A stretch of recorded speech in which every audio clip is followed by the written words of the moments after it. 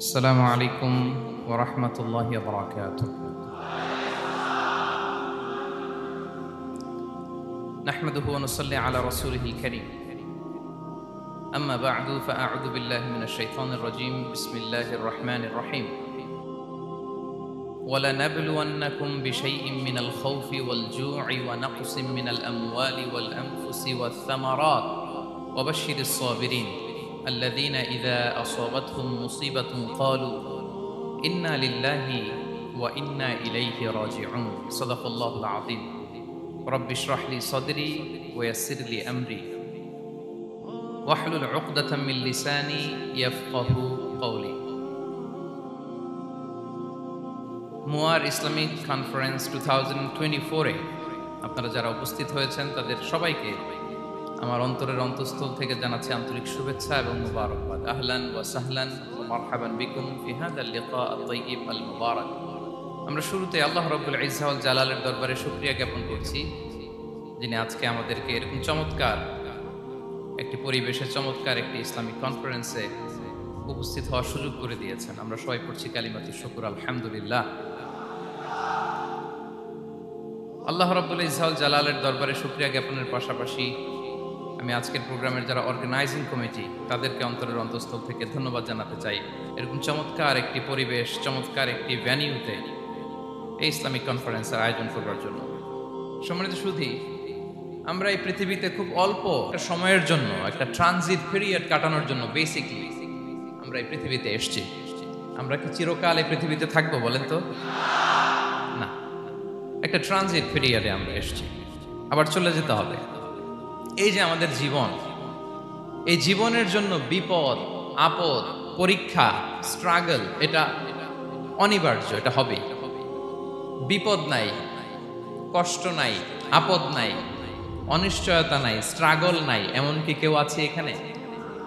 কেউ কি হাত তুলে বলতে পারবেন যে হুজুর আমার জীবনে কোনো বিপদ নাই, অথবা আমার জীবনে কোনো দুঃখ নাই, কষ্ট নাই, কোনো স্ট্রাগল নাই, কোনো রিস্ক নাই? এরকম সৌভাগ্যবান কেউ আছেন এখানে? তাহলে জীবনের জন্য পরীক্ষা এটা অনস্বীকার্য, হবেই হবে পরীক্ষা। পৃথিবীর জীবনটাই এমন, এভাবেই এই লাইফকে ডিজাইন করা হয়েছে। পরীক্ষা থাকবে, এখানে বিপদ থাকবে, এগুলো উত্তীর্ণ হয়ে আপনাকে যেতে হবে। চিরসুখ চির শান্তি এটাই পৃথিবীতে হয় না। চিরসুখ এবং চির শান্তির জায়গা হচ্ছে জান্নাত। চিরসুখ এবং চির শান্তি কোথায়? এটা জান্নাতের বৈশিষ্ট্য। চিরসুখ চির শান্তি, টেনশন নাই, ঝামেলা নাই, পরীক্ষা নাই, বিপদ নাই, রিস্ক নাই, স্ট্রাগল নাই। এটা হচ্ছে দ্য ফিচার্স অফ জান্নাত, জান্নাতের ফিচার। কিন্তু সমস্যা বাদে তখন যখন জান্নাতের ফিচার আমরা দুনিয়ায় খুঁজি। যেটা পাবো আমরা জান্নাতে, এটা খুঁজি কোথায়? এই তখনই সমস্যা বাদে। And this is the main problem. এটাই বড় সমস্যা। এই সমস্যার সমাধান কোথায়, এটা নিয়ে আজকে আমি কিছু কথা অ্যাড্রেস করবো ইনশাআল্লাহ।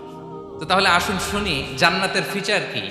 জান্নাতের কমন একটা ফিচার হচ্ছে জান্নাতে there will be no sickness in paradise. জান্নাতে কোনো অসুস্থতা থাকবে না, চিরসুস্থ। সুবহানাল্লাহ পড়েন। চিরসুস্থ, চির সবল, কেউ অসুস্থ হবে না জান্নাতে। জান্নাত হবে অ্যান্টি এইজিং, জান্নাতে বয়স বাড়বে না কারো। চির যৌবনা, চির যুবক, অ্যান্টি এজিং। আপনারা জানেন যে বর্তমান পৃথিবীতে অ্যান্টি এজিং ক্রিম পাওয়া যায় না? ক্রিম, কথা বুঝতেছেন? অ্যান্টি এজিং ক্রিম পাওয়া যায়। তারা বলে এই ক্রিম মাখলে চামড়ায় ভাঁজ পড়ে না। এটার দাম আছে কিন্তু অনেক। অ্যান্টি এজিং ক্রিম লাগায়, শ্যাম্পু ইউজ করে, অ্যান্টি এজিং অয়েল আছে, এটা দিলে নাকি চামড়ায় ভাঁজ পড়ে না। ইভেন ভারতের অনেক বড় একজন ব্যবসায়ী মুকেশ আম্বানি, নাম শুনছেন না? যে তার ছেলের বিয়ে হয়ে গেল। তো এই মুকেশ আম্বানির স্ত্রী নীতা আম্বানি, সে কিছুদিন আগে এক বোতল গোল্ড ওয়াটার খেয়েছে, gold water, and it's cost $60,000। $60,000 দাম এক বোতল গোল্ড ওয়াটারের। কেন? ফর অ্যান্টি এজিং, যাতে বয়সের ছাপ গালে না থাকে। এখন বলেন এভাবে কি আমাদের বয়সকে ধরে রাখা সম্ভব এই পৃথিবীতে?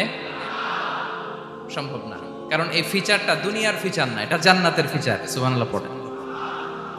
তাহলে জান্নাতে কেউ অসুস্থ হবে না, জান্নাত হবে চির যৌবন, চির যৌবনা। ওখানে আমরা যুবক থাকবো, প্রত্যেকে 33 বছরের যুবক যুবতী হয়ে জান্নাতে ঢুকবো। বিষ্ণু ইসলাম বলেন, আহলুল জান্নাতি জুরদা ওয়া মুরদা ওয়া আবনাউ সালাসিন ওয়া সালাসিন। জান্নাতে যারা যাবে শুভ্র দাড়িবিহীন, প্রত্যেকে হবে 33 বছর বয়সের। ওই যে 33 বছর বয়সে একবার ঢুকলেন, আর বয়স বাড়বে না, ওইটাই চিরকাল ওই বয়স পাবেন। জান্নাতের আরেকটা ফিচার হচ্ছে নো ফ্রাস্ট্রেশন, কোনো চিন্তা নাই, দুশ্চিন্তা নাই, হাইপার টেনশন নাই, সজীব প্রাণবন্ত। সুবহানাল্লাহ। জান্নাতের আরেকটা ফিচার হচ্ছে there is no expiry date in জান্নাত। এক্সপায়ারি ডেট আছে? জান্নাতে যে ঢুকবো 7 দিনের জন্য চেক ইন, নাকি চেক ইন কয় দিনের জন্য?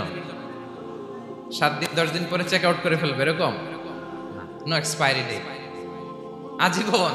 একবার এন্ট্রি পেলে বের হওয়ার টেনশন নাই। আল্লাহু আকবার। তাহলে no expiry date, rather it's eternal, আজীবন থাকবেন, খালিদিনা ফিহা, চিরকাল থাকবেন। এবং জান্নাতের সবচাইতে গুরুত্বপূর্ণ ফিচার হচ্ছে there will be no death in জান্নাত। জান্নাতে আপনার আর মৃত্যু হবে না, মৃত্যুর বিদায় হবে। তার মানে আপনি অমর হবেন। তাহলে আপনি চির সুস্থ, চির সবল হবেন জান্নাতে, চির যুবক থাকবেন, প্রাণবন্ত থাকবেন, আপনি অমর হবেন, আপনি জান্নাতে মরবেন না। জান্নাতীরা যখন জান্নাতে যাবে, ফেরেশতারা ডেকে বলবে, ইয়া আহলাল জান্নাতি ইন্না লাকুম আন তাসিহু ফালা তাসকামু আবাদা। জান্নাতীরা চিরকাল সুস্থ থাকবা, অসুস্থ হবা না। ইন্না লাকুম আন তাশিব্বু ফালা তাহরামু আবাদা, তোমরা শাবাব থাকবা, বুড়া হবা না। ওয়া ইন্না লাকুম আন তাহইয়াউ ফালা তামুতু আবাদা, চিরকাল বেঁচে থাকবা, মরবা না। এবং সেদিন জান্নাতে মৃত্যু দেয়া হবে, মৃত্যু দেয়া হবে। ইউতাল মাউতু বিকাবশিন আমলাহ, একটা ছাগলের আকৃতিতে মৃত্যুকে আনা হবে। ফায়ুযবাহুল মাউত, মৃত্যুকে জবাই দেয়া হবে। এবার জান্নাতীরা তাকিয়ে থাকবে, ফেরেশতারা বলবে, ইয়া আহলাল জান্নাতি খুলুদুন ফালা মাউত, হে জান্নাতীরা চিরকাল এই জান্নাতে থাকবে। তাহলে জান্নাতের ফিচার পাইছেন। এখন কোন বোকা যদি এই ফিচার দুনিয়ায় খোঁজে, পাবে না, কারণ দুনিয়ার ফিচার আলাদা। দুনিয়ার ফিচার কি?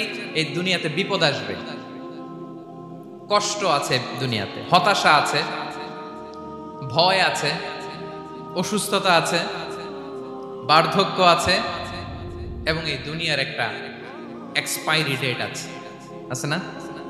দ্য ডে ইউ ডাই, যেদিন আপনি মারা যাবেন, এটা আপনার এক্সপায়ারি ডেট। চলে যেতে হবে। এই পৃথিবীতে মৃত্যুর অস্তিত্ব আছে। সবকিছু থমকে দিয়ে, আপনাকে চমকে দিয়ে মৃত্যু চলে আসবে, ঠিক কিনা বলেন? তাহলে এগুলো হচ্ছে দুনিয়ার ফিচার। এই দুনিয়াতে বিপদ আপদ, কষ্ট, ঝুঁকি, স্ট্রাগল, বার্ধক্য, অসুস্থতা, এগুলো নিয়ে আমাদেরকে টিকে থাকতে হয়। এটা দুনিয়ার ফিচার, মিলায় ফেললে হবে না। জান্নাতের ফিচার একটা, দুনিয়ার ফিচার আরেকটা। দুনিয়াতে কষ্ট থাকবে, বিপদ আপদ থাকবে। এই দুনিয়ার ফিচারটা আল্লাহ তাআলা কোরআনের একটা আয়াতে খুব চমৎকার ভাবে উল্লেখ করেছেন। সেটা দিয়েই আমি আলোচনা শুরু করেছি। আল্লাহ তাআলা ইরশাদ করছেন, ওয়ালা নাবলুওয়ান্নাকুম বিশাইইম মিনাল খাউফি ওয়াল জুই ওয়া নাকসিম মিনাল আমওয়ালি ওয়াল আনফুসি ওয়াস সামারাত ওয়া বাশশিরিস সাবিরিন। আল্লাহ তাআলা বলছেন, অবশ্যই আমি তোমাদেরকে পরীক্ষা করব, ভয় দিয়ে, ক্ষুধা দিয়ে, সম্পদের ঘাটতি দিয়ে, আতঙ্ক দিয়ে, প্রাণনাশ দিয়ে, ফল ফসলের হানি দিয়ে পরীক্ষা করবে। কিন্তু এই পরীক্ষায় যারা উত্তীর্ণ হবে, যারা সবর ইখতিয়ার করবে, ওয়াবাশশিরিস সাবিরিন, ধৈর্যশীলদের জন্যই হচ্ছে সুসংবাদ। আলহামদুলিল্লাহ পড়ে। তাহলে সম্মানিত সুধী, আমরা বুঝতে পারলাম এই পৃথিবীর ফিচার হচ্ছে এখানে বিপদ থাকবে, বিপদ ছাড়া কেউ থাকবে না। স্ট্রাগল থাকবে, কষ্ট থাকবে, ঝুঁকি থাকবে, রিস্ক থাকবে, এবং নানা ধরনের বিপদ আপদ দিয়ে আল্লাহ তাআলা আমাদেরকে পরীক্ষা করবেন। এটা মাস্ট, এটা আমাদের মাইন্ডসেটে নিয়ে নিতে হবে। মাইন্ডসেটে এটা ক্লিয়ার থাকতে হবে। চিরসুখ চির শান্তি এই দুনিয়াতে মিলবে। কোথায় মিলবে তাহলে এটা? তাহলে বিপদ আসবেই, আপদ আসবেই, পরীক্ষা থাকবেই আমাদের জীবনে। তবে ইন্টারেস্টিংলি মজার বিষয় হচ্ছে পরীক্ষাটা এক একজনের এক এক রকম। পুরো পৃথিবীটা একটা পরীক্ষা ক্ষেত্র, কিন্তু কারো প্রশ্নপত্রের সাথে কারো প্রশ্নপত্রের কোনো মিল নাই। সুবহানাল্লাহ। আমার পরীক্ষা একরকম, আপনার পরীক্ষা আরেক রকম, ওই ভাইয়ের পরীক্ষা আরেক রকম, ওনারটা আরেক রকম। সবাই পরীক্ষার্থী, সবাই পরীক্ষার্থী, কিন্তু কারো প্রশ্নপত্রের সাথে কারো প্রশ্নপত্রের কোনো মিল নাই। কারোর জন্য পরীক্ষা হচ্ছে সে খুব অসুস্থ, প্রচন্ড অসুস্থতা, তার জন্য পরীক্ষা। ক্যান্সারের রোগী, দুরারোগ্য ব্যাধি, ডক্টর বলছে 4th স্টেজে চলে আসছে, কয়েক মাস বাঁচতে পারে, এটা তার জন্য পরীক্ষা। আবার কারো দেখবেন যে খুব একটা অসুস্থতা নাই, অসুস্থতার ঝামেলা নাই, কিন্তু তার দারিদ্রতা আছে, তার আর্থিক অনটন, এটা তার জন্য পরীক্ষা। আবার কারো দেখবেন অসুস্থতাও নাই, দারিদ্রতাও নাই, তার দাম্পত্য জীবনের সমস্যা আছে না নাই? অনেকের দেখবেন এগুলো কোনোটাই সমস্যা না, তার ছেলে কথা শোনে না, মাদকাসক্ত। আহা, মাদকাসক্ত, রিহ্যাবে পাঠায়, আবার আসে, আবার গাঁজা খাওয়া শুরু করে, আছে না নাই বলেন? দেখেন তার পরীক্ষাটা আবার আলাদা। অনেকের দেখবেন মেয়ে বাবার কথা শোনে না। আবার অনেকের দেখবেন যে ব্যবসায় সমস্যা, লসের পর লস, লাভ উঠাতে পারে না। তাহলে পরীক্ষা ছাড়া, বিপদ আপদ ছাড়াই দুনিয়াতে কেউ নাই, কেউ নাই প্রিয় ভাই। এটা আমাদের মাথায় রাখতে হবে। পরীক্ষা আপনাকে দিতেই হবে, পরীক্ষা দিয়ে দিয়েই নিজেকে প্রমাণ করতে হবে। আর এক একজনের পরীক্ষাটা এক এক রকম, কারো পরীক্ষার সাথে কারো পরীক্ষার কোনো মিল থাকবে না। তো মাঝে মাঝে আমরা এটা ভুলে যাই। আল্লাহ তাআলা কালামে পাকে রিমাইন্ডার দিয়ে আমাদেরকে স্মরণ করিয়ে দিতে চান যে এই পৃথিবীতে আসলে তোমরা এসেছো পরীক্ষা দিতে। এটাই জীবনের বড় বাস্তবতা। আমাদের জীবনে যত হতাশা, আমাদের জীবন নিয়ে যত অভিযোগ, আমাদের মনে যত কষ্ট, আমাদের হৃদয়ের ভেতরে যত অস্থিরতা, তার মূলে হচ্ছে এই সমস্যা যে আমরা ভুলেই গেছি আমরা পরীক্ষা দিতে আসছি। এটা যদি ভুলে না যান, এটা যদি আপনার মাইন্ডসেটে থাকে যে পুরো জীবনটা একটা পরীক্ষা, তাহলে দেখবেন কোনো কিছু আপনাকে কাবু করতে পারবে না। আপনি হতাশ হবেন না, জীবন নিয়ে আর অভিযোগ থাকবে না, আপনি ভেঙে পড়বেন না, সব অভিযোগ হতাশা দূর হয়ে যাবে। তারপর বুঝতে পারলাম পরীক্ষা আপনাকে দিতেই হবে। পরীক্ষা দেয়া ছাড়া এই পৃথিবী থেকে চলে যাওয়ার কোনো চান্স বা সুযোগ আমাদের কারো নেই। সূরাতুল আনকাবুতে আল্লাহ তাআলা এই কথাটা আরো চমৎকার ভাবে বলেছেন। আল্লাহ তাআলা ইরশাদ করছেন, আহাসিবান নাসু আইয়ুতরাকু আইয়াকুলু আমান্না ওয়া হুম লা ইফতানুন ওয়ালাকাদ ফাতান্নাল্লাযীনা মিন ক্বাবলিহিম ফালা ইয়া'লামান্নাল্লাহু আল্লাযীনা সাদাকু ওয়ালা ইয়া'লামান্নাল কাযিবিন। আল্লাহ বলেন, মানুষ কি ভেবেছে সে শুধু বলবে আমি ঈমানদার আর তাকে আমি জান্নাতে ঢুকাই দিব? না, কখনো না, কঠিন কালেও না। বরং পূর্ববর্তীকালে যারা পৃথিবীতে এসেছিল তাদেরকে আমি পরীক্ষায় নিয়েছি, পরীক্ষা করেছি, এবং তাকেও ঈমানের প্রশ্নে সে সত্যবাদী না মিথ্যাবাদী পরীক্ষা দিয়ে দিয়ে নিজেকে প্রমাণ করতে হবে। ঠিক কিনা বলেন? পরীক্ষা দিয়ে আপনাকে প্রমাণ করতে হবে। এবং এই পরীক্ষার ব্যাপারটা, এটা যে শুধু আমরা সাধারণ মানুষ আমাদের জীবনে দুঃখ বিপদ পরীক্ষা এমনটা না। এই পৃথিবীর সবচাইতে শ্রেষ্ঠ মানুষ যারা ছিলেন তাদেরকে আল্লাহ পরীক্ষা নিয়েছেন। বলেন তো এই পৃথিবীতে সবচাইতে শ্রেষ্ঠতম মানুষ কারা? সবচাইতে শ্রেষ্ঠ ভালো মানুষ কারা ছিল পৃথিবীতে? বলেন তো নবীরা। আওয়াজ করে বলেন তো কারা?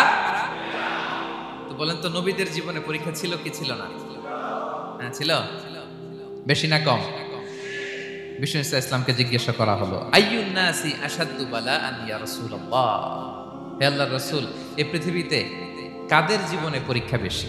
বিষ্ণু ইসলাম বললেন, আল আম্বিয়া, নবীদের জীবন। আল আম্বিয়া সুম্মাল আমসাল ফাল আমসাল, সবচাইতে জীবনে পরীক্ষার সম্মুখীন সবচাইতে বেশি হয়েছেন নবীরা। তারপরে নবীদের পরবর্তী অবস্থান যাদের, সিদ্দিকিন যারা, সোহাদা যারা, সলিহিন যারা, আল্লাহওয়ালা যারা, তাদের জীবনে পরীক্ষা বেশি। ইউবতালার রাজুলু আলা হাসাবি দীনি, ব্যক্তির দিনদারি যত বেশি তার জীবনে আল্লাহর পরীক্ষাও তত বেশি। আপনি আল্লাহওয়ালা হবেন, আপনার জীবনে পরীক্ষাও অনেক বেশি। এজন্য ইমানদার হওয়া যেমনি মর্যাদার, ইমানদারের জীবনে পরীক্ষাও হবে অনেক বেশি। এবং পরীক্ষা যত বড়, খেয়াল রাখতে হবে, মন খারাপ করার কোনো সুযোগ নেই। পরীক্ষা যার জীবনে যত বড়, সেটাতে সফল হতে পারলে ওটার প্রতিদানও বড়। পরীক্ষা যত বড়, এটাতে সাকসেস হইতে পারলে এটার রিওয়ার্ডও তত বড়। বিষ্ণু ইসলাম বলেন, ইযামুল জাযাই মা'a ইযামিল বালা। বালা যত বড়, জাযাও তত বড়, প্রতিদানও তত বড়। আপনারা নবীদের জীবনে যদি খেয়াল করেন, দেখবেন যেই নবীর জীবনে পরীক্ষা যত বেশি, সেই নবীর জীবনে সফলতাও তত বেশি। সাইয়েদনা ইব্রাহিম আলাইহিস সালামের কথাটা একটু খেয়াল করেন তো, বলেন তো ওনার জীবনে পরীক্ষা কেমন ছিল, বেশি না কম? ওনার জীবনের পরীক্ষা থেকেই তো আমরা এই শব্দটা ব্যবহার করি। আমরা বলি অগ্নি পরীক্ষা। কি বলি? মানে আগুনে নিক্ষেপ করা হয়েছে সাইয়েদনা ইব্রাহিম আলাইহিস সালামকে, তাও স্বাভাবিকভাবে না, উলঙ্গ করে, ন্যাকেড করে ওনাকে অপমানিত করবার জন্য ওনার গায়ের জামা কাপড় খুলে উলঙ্গ অবস্থায় আল্লাহর খলিল সাইয়েদনা ইব্রাহিম আলাইহিস সালামকে অগ্নিকুণ্ডে নিক্ষেপ করা হয়েছিল। এরকম এক্সপেরিয়েন্স এই অডিটোরিয়ামের ভেতরে আমাদের কখনো হয়েছে? তাইলে সাধারণ মানুষের জীবনের পরীক্ষা আর নবীদের জীবনের পরীক্ষার মধ্যে পার্থক্য আছে না নাই? ওই পরীক্ষায় উনি পাশ করে ফেললেন। ৮৬ বছর পর্যন্ত আল্লাহর কাছে দোয়া করলেন, আল্লাহ আমাকে একটা নেককার সন্তান দাও। আল্লাহ সন্তান দেয় না। ৮৬ বছর পরে আল্লাহ তাআলা সাইয়েদনা ইব্রাহিম আলাইহিস সালাম এবং হাজারের ঘরকে উজালা করে সন্তান দিলেন। সাইয়েদনা ইসমাঈল আলাইহিস সালাম পৃথিবীতে আসলেন কত বছর বয়সে? ৮৬ বছর বয়সের এখানে কেউ আছেন? হ্যাঁ, আছি আমরা? কেউ নাই। ৮৬ বছর বয়সে প্রথম সন্তান পেয়েছে। তাদের ঘরকে উজালা করে আল্লাহর নবী সাইয়েদনা ইসমাঈল আলাইহিস সালাম আসলেন। এবার আল্লাহ বললেন, যাও স্ত্রীকে আর এই কলিজার টুকরা সন্তানকে, থাকো তো প্যালেস্টাইনে, প্যালেস্টাইন থেকে ১৫০০ কিলোমিটার দূর, দ্য ব্যারেন ল্যান্ড, ওই মক্কার ধুধুমরু প্রান্তরে রেখে আসো, যেখানে কেউ নাই, মানুষ নাই, গাছ নাই, পাখি নাই, পানি নাই, যাও রেখে আসো। আচ্ছা বলেন তো, ৮৬ বছর পরে যে লোকটা সন্তান পেল, বুঝে শুনে উত্তর দিয়েন, ৮৬ বছর পরে যে লোকটাকে আল্লাহ তাআলা সন্তান দিল, তার হৃদয়ে ওই সন্তানের জন্য মায়া বেশি না কম?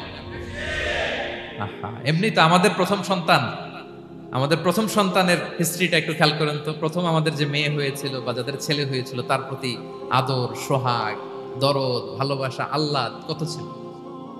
আর ৮৬ বছর বয়স আল্লাহ তাআলা ওনাকে সন্তান দিলেন, দিয়ে বললেন, যাও হাজারকে আর ইসমাঈলকে মক্কার ধুধুমরু প্রান্তরে রেখে আসো।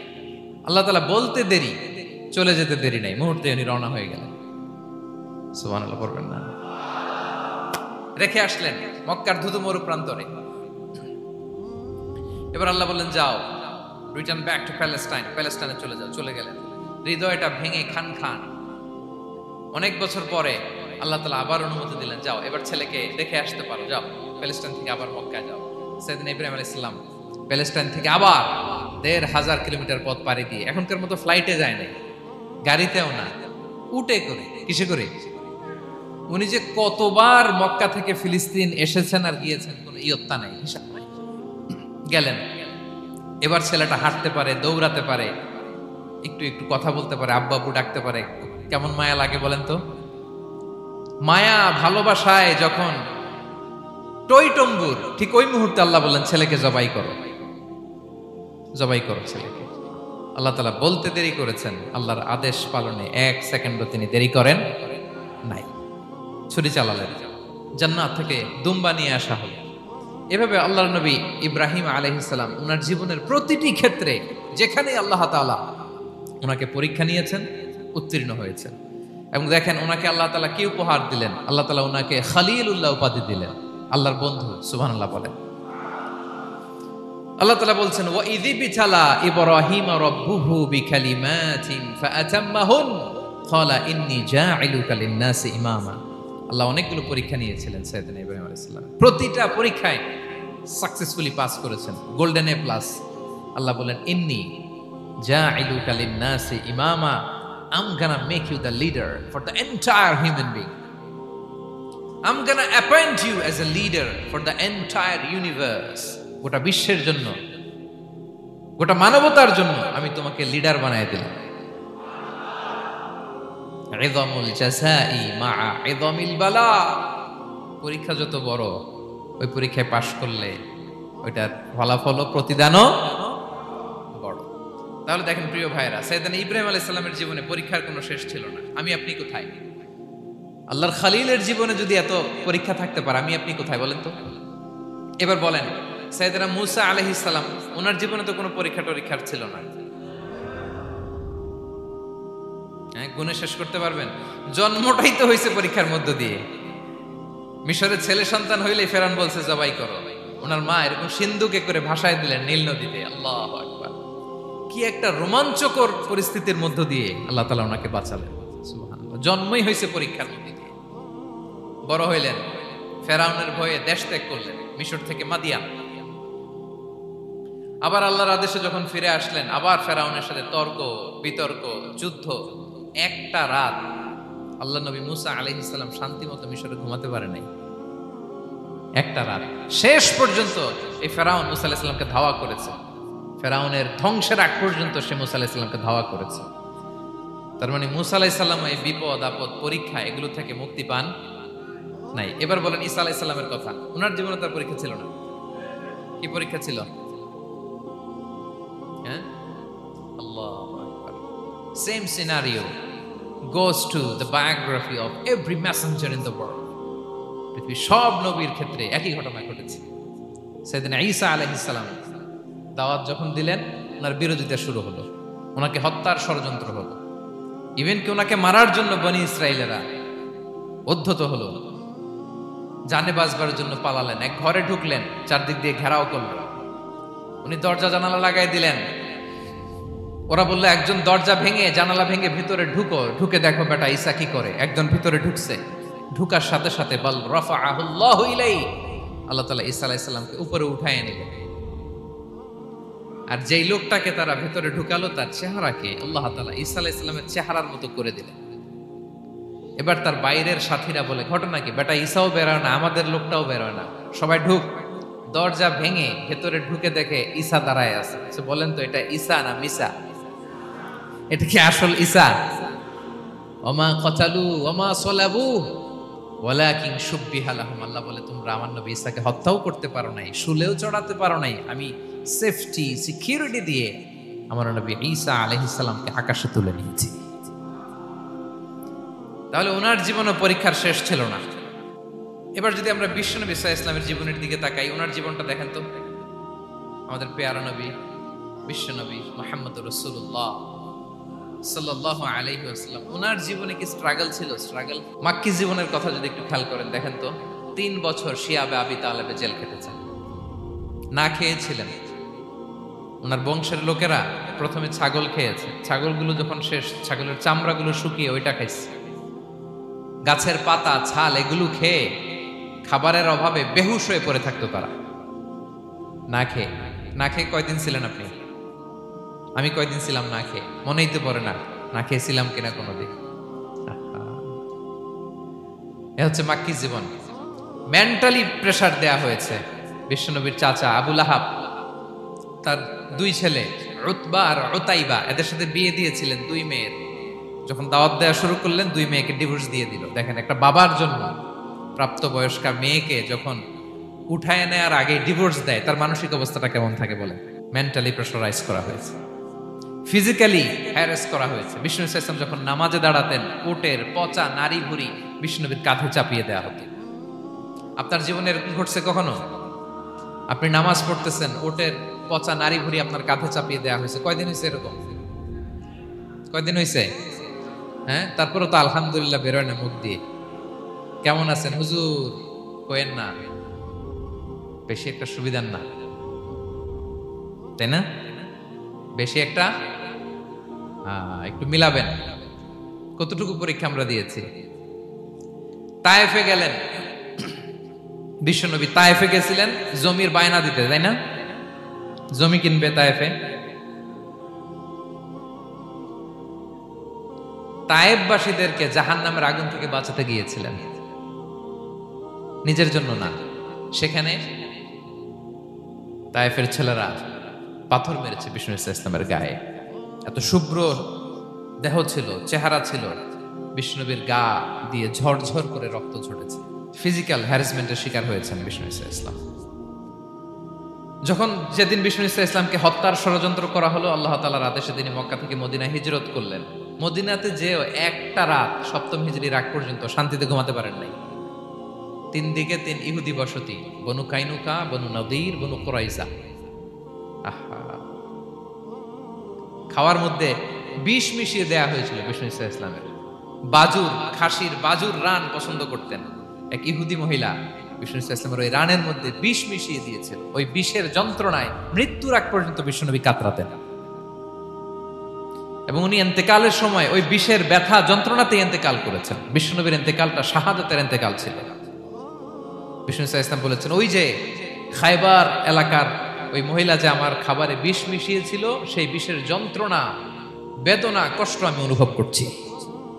খেয়ে না খেয়ে দিন প্রচারের কাজে নিজেকে দিয়েছ বিলিয়ে, তায়েফের কাফিরেরা চিনল না সে আলো, দুষ্ট ছেলেদের পিছু দিল লেলিয়ে, পাথরের আঘাতে ক্ষত বিক্ষত হয়ে সারা শরীর থেকে রক্ত ঝরে। হে রাসূল তোমাকে ভুলি আমি কেমন করে, হে রাসূল তোমাকে ভুলি আমি কেমন করে। হাজার ব্যথা বেদনার পরে ফিরে আসনি তুমি আপন ঘরে, দিনের আলো তুমি ছড়িয়ে দিতে চলে গেলে মদিনায় মক্কা ছেড়ে।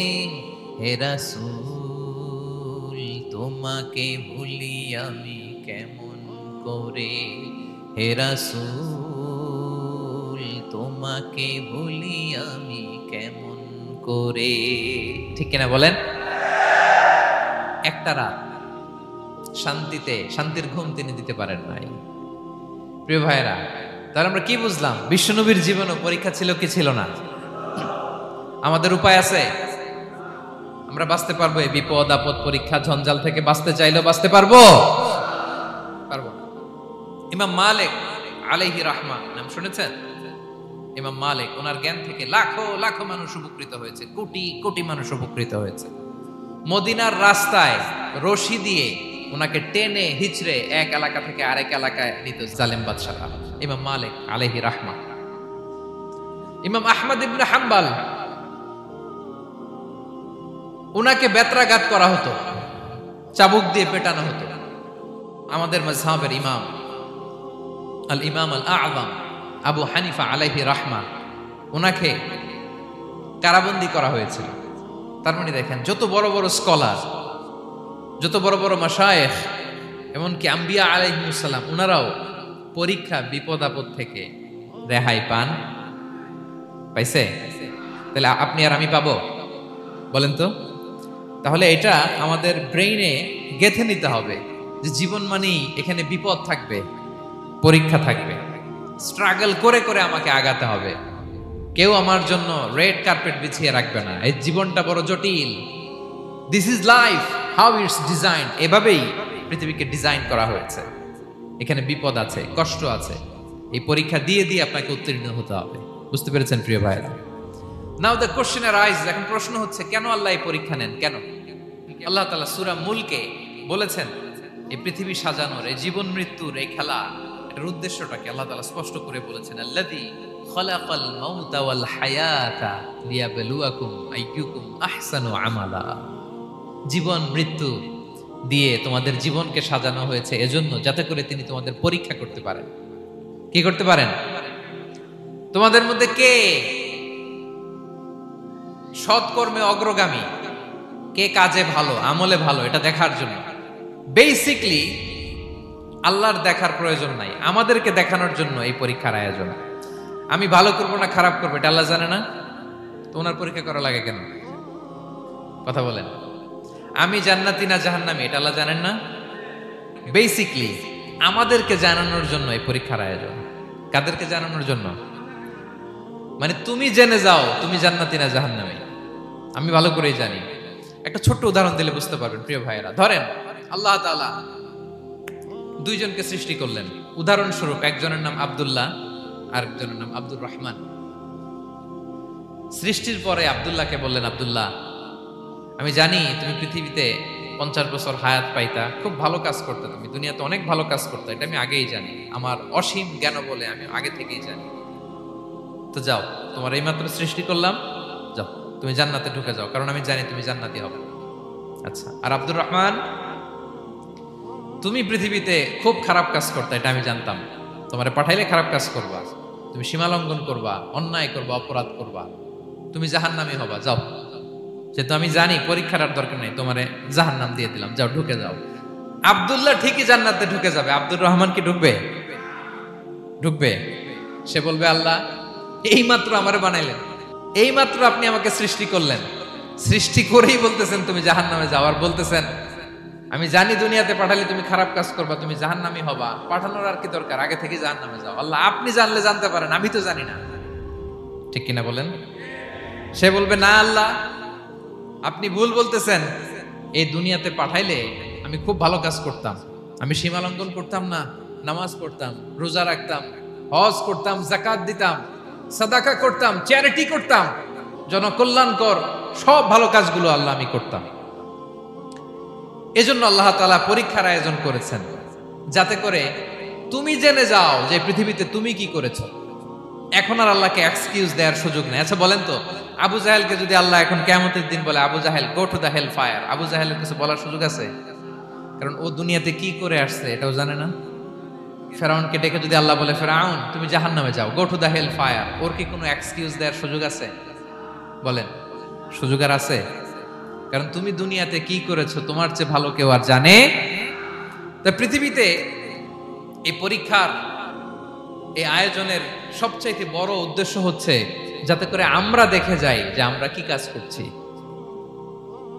কেউ যখন পরীক্ষা দেয় প্রিয় ভাইরা, ওই পরীক্ষায় কত পাবে তার একটা হিসাব আছে না? বলেন, আপনি গণিত পরীক্ষা দিয়ে আসছেন, যে 100তে 100 পাবে সে বলতে পারে আমার সব অঙ্ক হয়েছে, ঠিক কিনা বলেন? আর যে লাড্ডু গুড্ডু বুঝছেন তো, কিছুই পারে নাই, ঘোড়ার ডিম, তারও একটা হিসাব আছে যে সে কিছুই লিখে আসতে পারে নাই। তাই পৃথিবীতে এই পরীক্ষার আয়োজনের প্রধানতম কারণ হচ্ছে যাতে করে আমরা বুঝে যেতে পারি যে আমরা কোথায় যাব, জান্নাতে না জাহান্নামে। প্রিয় সুধী, এ পর্যায়ে আমরা জানবো এই যে পরীক্ষা আল্লাহ তাআলা নিচ্ছেন আমাদেরকে, এই পরীক্ষায় সফল হওয়ার মূল মন্ত্র কি।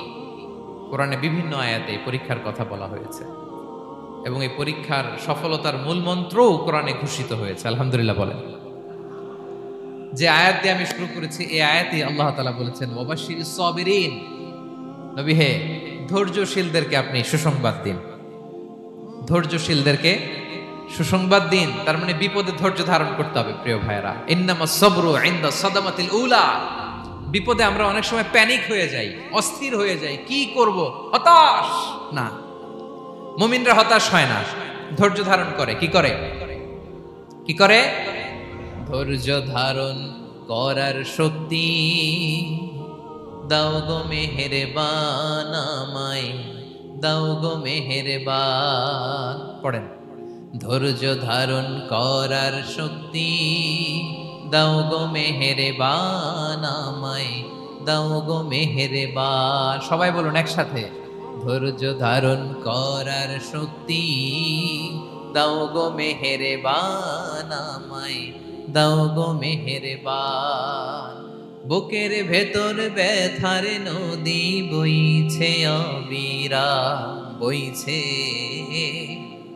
বইছে অবিরাম। পড়ুন, ধৈর্য ধারণ করার শক্তি দাও গো মেহেরবান আমায়, দাও গো মেহেরবান। পড়েন আমিন। আল্লাহ যেন বিপদে আমাদেরকে ধৈর্য ধারণ করার তৌফিক দান করে। প্রিয় ভাইয়েরা, ধৈর্য এটা এমন একটা গাছ যে গাছের সারা গায়ে কাটা, কিন্তু এই গাছের ফলটা বড় সুস্বাদু। আই রিপিট, আমি আবারও বলছি, ধৈর্য এটা এমন একটা গাছ যে গাছের সারা গায়ে কাটা, কিন্তু ফলটা বড় মিষ্টি, ফলটা বড় সুস্বাদু। সবাই ধৈর্য ধারণ করতে পারে না। বিষ্ণু ইসা ইসলামকে আল্লাহ তাআলা নানা সময় আশ্বস্ত করেছেন, সান্ত্বনা দিয়েছেন আর ধৈর্যের বাণী শুনিয়েছেন। আল্লাহ বলেন ফাসবির কামা সবারা উলুল আজমি মিনার রসুল। নবী হে, আপনার আগে দৃঢ় প্রত্যয়ী নবীরা যেরকম ধৈর্য ধারণ করেছে, আপনিও ধৈর্য ধারণ করুন। সূরাতুল মুজাম্মিল আল্লাহ তাআলা বলছেন ওয়াসবির আলা মা ইয়াকুলুনা ওয়াহজুরহুম হাজরান জামিলা। ওরা যাই বলুক আপনি ধৈর্য ধারণ করুন, ওদের কথাকে ইগনোর করুন। Just ignore what they are saying to you. যা বলে আপনি জাস্ট ইগনোর করেন। ওরা বিষ্ণু ইসা ইসলামের মনোবলকে ভেঙে দেওয়ার জন্য কখনো বিষ্ণু ইসা ইসলামকে কবি বলে গালি দিত। কবি কি বলতো? শায়ের। কখনো বলতো মজনুন, পাগল। নাউজুবিল্লাহ পড়বেন না? পাগল বলে গালি দিত। মাঝে মাঝে বলতো কাহিন, গণক। মাঝে মাঝে বিষ্ণু ইসা ইসলামকে তারা বলতো আবতার, লেস কাটা। মুহাম্মদ, তোমার ছেলে নাই, তোমার বংশ নির্বংশ হয়ে গেছে, তোমার নাম নেয়ার মতো কেউ নাই। আহা, কপাল পোড়া।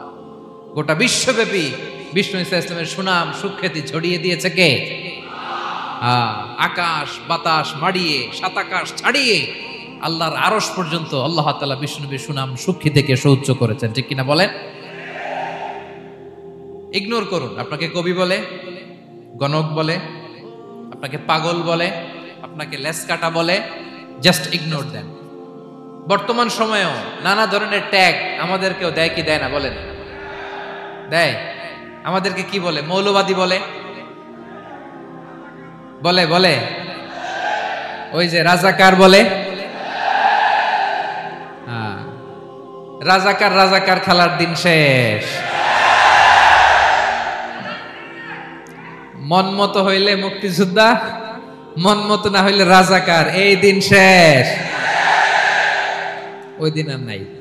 এই কার্ড দিয়ে আর খেলার দিন নাই। এগুলো মানুষ আর খায় না এখন, এগুলো গিলে না আর। সাধারণ মানুষ বড্ড সচেতন। দেখেন কালের বিবর্তনে, সময়ের আবর্তনে একই পরিক্রমা আমাদেরকেও ট্যাগিং করে। আমাদেরকে মৌলবাদী বলে, ব্যাকডেটেড বলে, রাজাকার বলে, জঙ্গি বলে, যুদ্ধাপরাধী বলে। আছে না এরকম? ওয়াসবির আলা মা ইয়াকুলুন, নিজের সাথে মিলায় নেন। যা বলে ধৈর্য ধারণ করো। ওয়াহজুরহুম হাজরান জামিলা, জাস্ট ইগনোর দেন। ভালোভাবে ইগনোর করেন, খালাস, সালাম দিয়ে কেটে পড়েন। তাহলে প্রিয় ভাইরা, এই বিপদ আপদ আমাদের পিছু ছাড়বে না, পিছু ছাড়বে না। নবীদের পিছু ছাড়ে নাই, আমরা কোথায়? আমরা আর কি? বিপদ আমাদেরকে ধৈর্য ধারণ করতে হবে, মনোবল হারাইলে হবে না।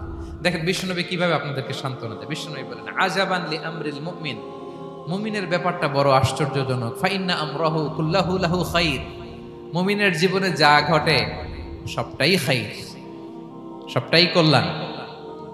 ইন আসাবাতহু সাররাউ শাকারা ফাকানা খাইরাল্লাহ ওয়া ইন আসাবাতহু দাররাউ সাবারা ফাকানা খাইরাল্লাহ।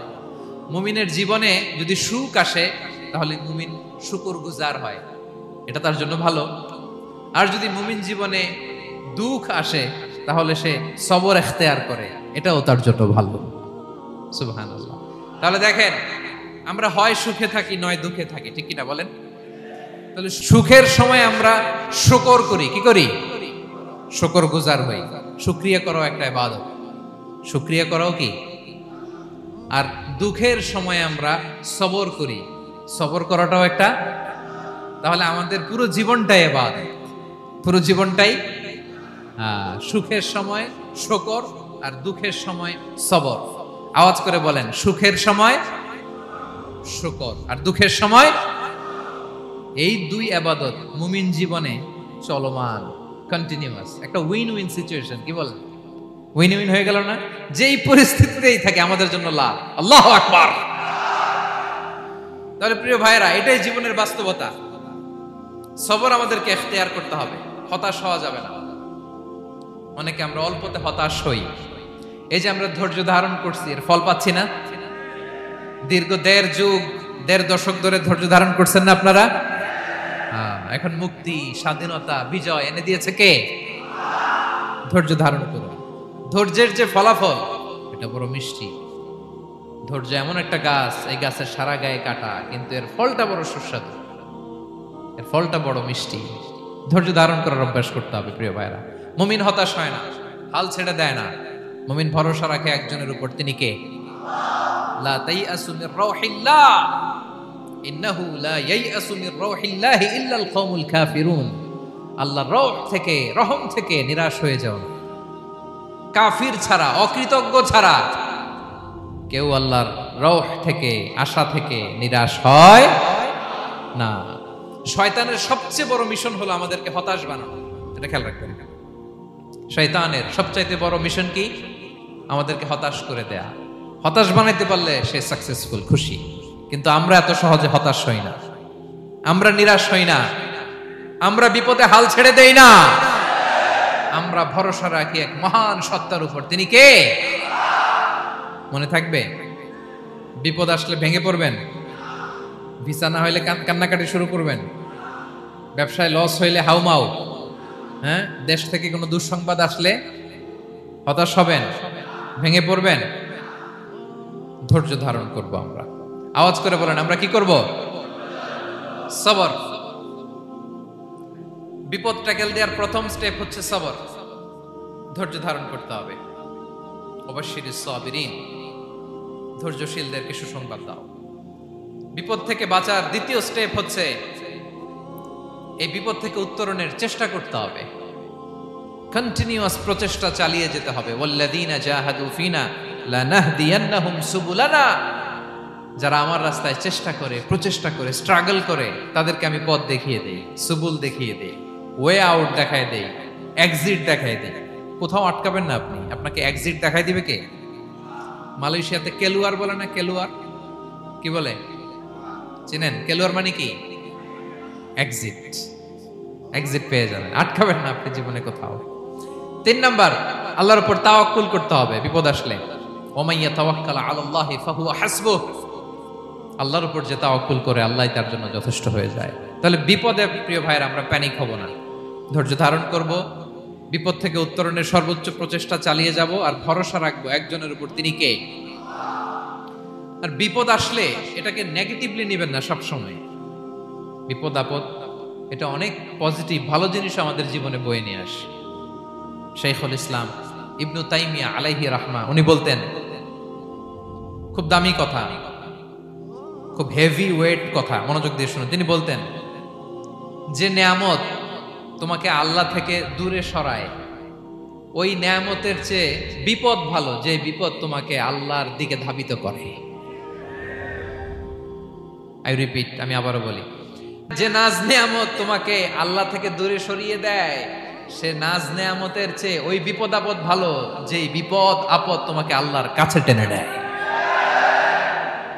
তাহলে বিপদ আপদ আসলে আপনি হতাশ হবেন? আর কখনো দুঃখ করবেন? মুয়ারের ভাইয়েরা, আর মন খারাপ করবেন? আপনি খেয়াল করে দেখেন, বিপদ আসলে আমরা আল্লাহরে ডাকি বেশি। যখন অসুস্থ আপনি খেয়াল করেন তো, আল্লাহ আল্লাহ তুমি ছাড়া বাঁচানোর কেউ নাই, আল্লাহ আল্লাহ তুমি হেফাজত করো, আল্লাহ তুমি সুস্থ করে দাও।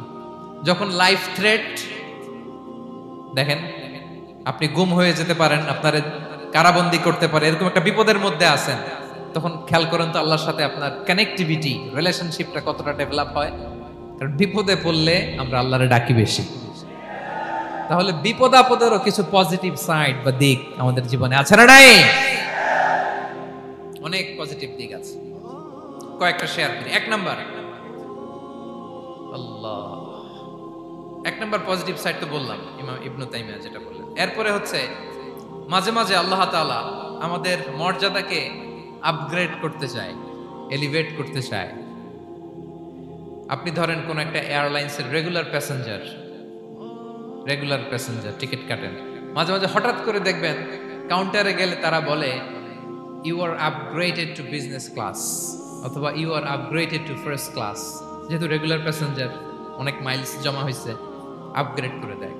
আল্লাহ তাআলা মাঝে মাঝে চায় তিনি আমাদের মর্যাদাকে, র্যাঙ্ক, এটাকে আপগ্রেড করবেন। কিন্তু আমার যে আমল আখলাকের অবস্থা, ওইটা দিয়ে ওই আপগ্রেড র্যাঙ্কে যাওয়ার সুযোগ নাই। বুঝতেছেন কথা? আল্লাহ চায় আমার লেভেল একটু আপ করতে, কিন্তু আমার আমলের যে অবস্থা এতে আমি ওখানে যাই না। তখন আল্লাহ কিছু বিপদ আপদ দিয়ে পরীক্ষা দিয়ে বান্দাকে টেস্ট করে। ওই পরীক্ষায় যদি উত্তীর্ণ হন, সাথে সাথে আল্লাহ তাআলা আপনার লেভেল বা র্যাঙ্ক আপগ্রেড করে দেয়। সুবহানাল্লাহ পড়বেন না? তাহলে লাভ না লস? আওয়াজ করে বলেন, লাভ না লস? মুমিন জীবনের সব লাভ। যত বিপদ আপদ আপনাকে স্পর্শ করে প্রতিটাতেই আপনার জন্য কল্যাণ। বিষ্ণু ইসলাম বলেন, মা ইউসিবুল মুসলিমা মিন নাসাবিন ওয়ালা ওয়াসাবিন ওয়ালা হাম্মিন ওয়ালা হুজনিন ওয়ালা আযান ওয়ালা গাম্মিন হাত্তা শাওকাতি ইউশাকুহা ইল্লা কাফফারাল্লাহু বিহা খাতায়া। আপনার জীবনে যত দুঃখ, যত যন্ত্রণা, যত টেনশন, যত অ্যাংজাইটি, যত ইনজুরি, এমনকি গোলাপ ফুল পাড়তে যে ওখানে যে কাঁটা বাঁধছে, বরই খেতে যে বরই গাছে ওঠার পর যে একটা কাঁটা বিঁধছে আপনার হাতে, এর কারণে আল্লাহ তাআলা আপনার গুনাহ মাফ করে দেয়। সুবহানাল্লাহ। তাহলে বিপদ আপদ দিয়ে আল্লাহ বান্দার মর্যাদাকে আপগ্রেড করে। বিপদ আপদে ফেলে আল্লাহ তাআলা বান্দার পাপ মোচন করে। বিপদ আপদ দিয়ে আল্লাহ তাআলা বান্দার শাস্তি মওকুফ করে। এমন পাপ করছেন এটার জন্য শাস্তি বরাদ্দ হয়ে গেছে, কিন্তু আল্লাহ তাআলা ওই শাস্তি থেকে মাঝে মাঝে আপনাকে বাঁচাতে চায়, তখন কিছু বিপদ দিয়ে বান্দারে পরীক্ষা করে। উত্তীর্ণ হলেই আল্লাহ তাআলা ওই শাস্তিকে মওকুফ করে দেয়। তাহলে আসুন সামারি করি, পুরো আলোচনাটার সামারি করি। 1 নম্বর সামারি হচ্ছে বিপদ আপদ, পরীক্ষা, স্ট্রাগল, কষ্ট, এটা সুন্নাতুল্লাহি ফিদ দুনিয়া। এই দুনিয়ায় আল্লাহর সুন্নাত, এর বাইরে কেউ যেতে পারে না, ইভেন নট দ্য মেসেঞ্জার্স, নবীরাও না। আজকের আলোচনায় শুনছেন না নবীদের জীবন দিয়ে কি গেছে, ups and downs, test and trial, নবীরাও না। তাহলে এটা আমাদের মাইন্ডসেটের সাথে সেট আপ করে নিতে হবে যে অতীতে, বর্তমানে, ভবিষ্যতে বিপদ আপদ মুক্ত এই পৃথিবীতে কেউ থাকবে না। পারবেন? হ্যাঁ, এটা মাইন্ডসেটে নিয়ে নিতে হবে যে এটাই জীবন, বিপদ আপদ দিয়ে আল্লাহ পরীক্ষা করবেন। এটাই পৃথিবী। চির সুখ চির শান্তি এই পৃথিবীতে খুঁজলেই পাওয়া যায় না। শুরুতে বলছিলাম না, চির সুখ চির শান্তি। বলেন তো এটা কি দুনিয়ার ফিচার না জান্নাতের ফিচার? জান্নাতের ফিচার দুনিয়ায় খুঁজলে পাওয়া যাবে? যাবে না। তাহলে আজকের আলোচনার 1 নম্বর লেসন হচ্ছে বিপদ আপদ এটা সুন্নাতুল্লাহি ফিদ দুনিয়া। এই দুনিয়া আল্লাহর সুন্নাত, এটা থেকে মুক্তি পাওয়ার কোনো সুযোগ নাই, নবীরাও পায় নাই। 2 নম্বর লেসন, বাঁচার যেহেতু সুযোগ নাই, we have to face it with patience, intellect and tawakkul. বিপদে অস্থির হওয়া যাবে না, এটাকে ফেস করতে হবে উইথ পেশেন্স, ধৈর্যের সাথে। বিপদ আমরা মোকাবেলা করব কিসের সাথে? ধৈর্য। প্যানিক হবেন না, অস্থির হবেন না, ধৈর্য ধারণ করবেন। উইথ ইন্টেলেক্ট, আল্লাহর দেয়া আপনার ইন্টেলেক্ট খাটিয়ে এই বিপদ উত্তরণের সর্বান্তকরণের চেষ্টা প্রচেষ্টা আপনার চালায় যেতে হবে। আর সবশেষে আত-তাওয়াক্কুল আলাল্লাহ, ডিপেন্ডিং অন আল্লাহ, ভরসা করব কার উপর? আল্লাহর উপর। পারা যাবে তো? আচ্ছা, 2টা লেসন গেল। 3 নাম্বার লেসন হচ্ছে আমাদের ছেলে মেয়েদেরকে we have to educate our child regarding the test and trial in this দুনিয়া। দুনিয়ার এই বিপদ আপদের ব্যাপারে আমাদের ছেলে মেয়েদেরকে শেখাতে হবে, বুঝাতে হবে। ওরা ছোট মানুষ তো অস্থির হয়ে যায়, আব্বু আমার সাথে কেন এমন হয়, আমারই শুধু পেন্সিল চুরি হয়, আমারই শুধু এটা হয়, আমি পরীক্ষায় খারাপ করি, আমি ব্যথা পাই, আমার এই আমার সেই। ছোট মানুষ তো বুঝে না। ওরা বুঝাইতে হবে যে বাবা, this is the essence of life, এটাই জীবন। এটাই কি এই লাইফ হ্যাকস গুলো তাদেরকে শেখাইতে হবে। ডোন্ট বি প্যানিক, প্যানিক হওয়া যাবে না। This is how life is design, এটাই জীবন। বিপদ আপদ আসবে, এটাকে মেনে নিতে হবে, ছেলে মেয়েদেরকে শিখাইতে হবে, তাহলে তারাও প্যানিক হবে না। পারবেন তো ইনশাআল্লাহ? আচ্ছা, 4 নম্বর লেসন হচ্ছে যেটা আমরা জানলাম, এই বিপদ আপদ সবসময় আমাদের জন্য খারাপ না। সামটাইমস ইট ব্রিংস খায়ের for us if dealt properly. ঠিকমতো বিপদকে ডিল করতে পারলে এটা আসলে আমার জন্য আখেরে কল্যাণই বয়ে নিয়ে আসে। কি বলেন, তাই না? কল্যাণ বয়ে নিয়ে আসে। সব শেষ কথা হলো আমরা যেন এই বিপদগুলোকে প্রপারলি ডিল করতে পারি, আমরা যেন সবর ইখতিয়ার করতে পারি। আল্লাহর কাছে চাইতে হবে, দোয়া করতে হবে, কারণ তৌফিক দেওয়ার মালিক কে? আল্লাহর কাছে যেন আমরা কায়মনোবাক্যে প্রার্থনা করতে পারি, আল্লাহ এই বিপদকে যেন আমরা ডিল করতে পারি উইথ সাবর, হ্যাঁ, উইথ ইন্টেলেক্ট, উইথ তাওয়াক্কুল। আসল হাতিয়ার হচ্ছে এটা, দোয়া। আল্লাহর কাছে চাইবেন, মনোযোগের সাথে চাইবেন, আন্তরিকতার সাথে চাইবেন। উদউল্লাহ ওয়া আনতুম মুখিনুনা বিল ইজাবা। বিষ্ণু বলেন এমন ভাবে চাও যেন তুমি অনেকটা কনফার্ম যে তোমার দোয়া আল্লাহ কবুল করবেনই, এমন ভাবে চাও। অনেকে রোবোটিক দোয়া করে।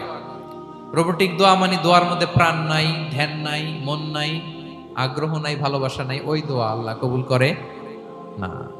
মনোযোগ দিয়ে চাইতে হবে চাওয়ার মতো, তাহলে আল্লাহ তাআলার পক্ষ থেকে তৌফিক পাওয়া যাবে। পারা যাবে তো ইনশাআল্লাহ। আল্লাহ তাআলা আমাদের সবাইকে বিপদে আপদে ধৈর্য ধারণ করার তৌফিক দান করুক। নবীরা তাদের জীবনে যেভাবে স্ট্রাগল, আপস এন্ড ডাউনস, বিপদগুলোকে, টেস্ট এন্ড ট্রায়ালগুলোকে ডিল করেছে, আমরা যেন সেভাবে ডিল করতে পারি। আল্লাহ তৌফিক দান করুক। আল্লাহ তাআলা আমাদের সবাইকে কথাগুলো বোঝা আর আমল করার তৌফিক দান করুক। হাযা মা ইনদি ওয়াল ইলমু ইনদাল্লাহি আলাইহি তাওয়াক্কালতু ওয়া ইলাইহি উনীব। ওয়াসসালামু আলাইকুম ওয়া রাহমাতুল্লাহি তাআলা ওয়া বারাকাতুহু।